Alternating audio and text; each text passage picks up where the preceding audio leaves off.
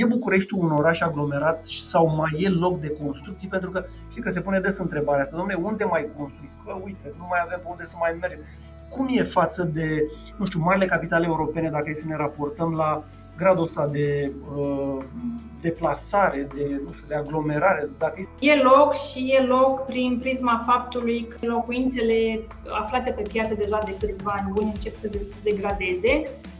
Și mai mult de atât, acestea vin și cu un consum ridicat de, nu știu, utilități, întreținere și așa mai departe.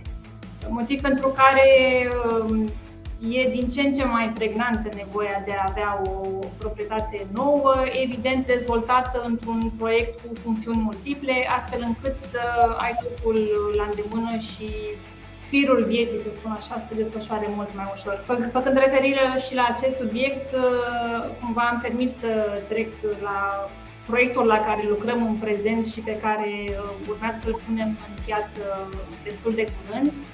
Se numește Queens District. E un proiect emblematic de regenerare urbană, având componente mixte.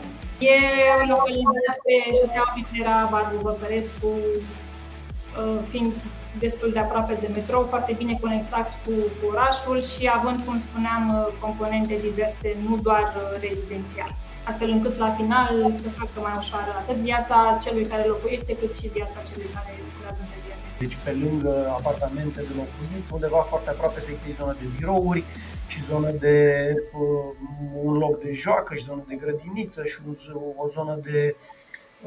Proiectul va cuprinde birouri, magazine, clinici medicale, spații verzi.